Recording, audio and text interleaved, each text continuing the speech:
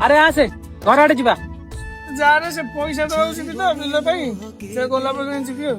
ଯାଉଛୁ କୁଆଡେ? ମୁଁ ଅଫିସ ଯାଉଛି ବୁଝିଲୁ। ଗଲାବେଳେ ଝିଅ ହାତରେ ତୋ ପାଇଁ ଜଳଖିଆ, ମା ପାଇଁ ଜଳଖିଆ, ସମସ୍ତଙ୍କ ପାଇଁ ଜଳଖିଆ ଦେଇଦେଇକି ଯିବି ଘରଠି ହେଲା। ମୋ ପାଇଁ ଦବୁନୁ, ମୁଁ ଏଠି ଖାଇଦେଇ ପଳେଇବି, ତାକୁ ଦେଇଦେଇ ପଳେଇବି।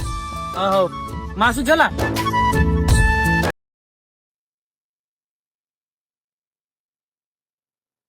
ଯଦି ବଇଛୁ ହଁ କୁଆ ଗଲେ ତମ ସାଙ୍ଗ ଗଲେ ଝିଅକୁ ଖାଇବାକୁ ଦେଇଦେଇକି ଅଫିସ ଯିବ କହୁଥିଲା ତ।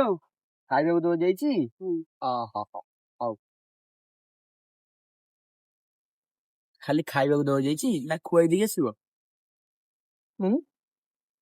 ମୁଁ କହିବାକୁ ଚାହୁଁନଥିଲି, ଯାହା ଶୁଣିଲି କହିଲି ଆଉ।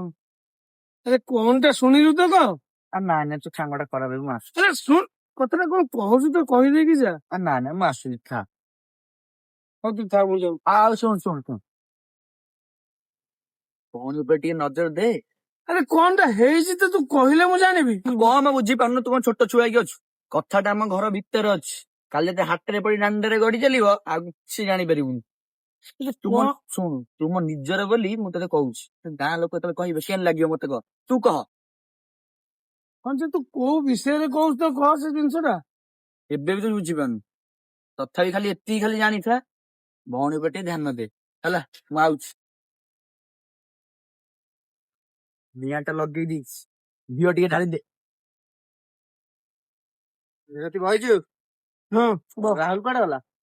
ତାହେଲେ ଯାଇଛି ଘରେ ଝିଅ ଖାଇବାକୁ ଦେଇକି ଅଫିସ ଯିବ ତ କହୁଥିଲା। ଅଭି ଆସିଥିଲା? ହେଇଠି ଏବେ ଜଷ୍ଟ ଗଲା ଆସିକି। ଆରେ ଗୋଟେ କଥାଟା କହିଥାନ୍ତି, ହଉ ଛାଡ, ଆଉ କଣ କହିବି। ପୁଣି ତୋର କଣ ହେଲା କହୁନୁ? ଆରେ ମୋର କଣ ହବ? ଆରେ ଆଜି ସକାଳେ ନ୍ୟୁଜ ପେପରରେ ପଢିଲି କି ସାଙ୍ଗର ଭଉଣୀ କି ସାଙ୍ଗ ନେଇକି ଫେରା। ଏଇ ଘଟଣା ଯଦି ଆମ ସହିତ ହେଲା କଣ ଭଲ ଲାଗିବ?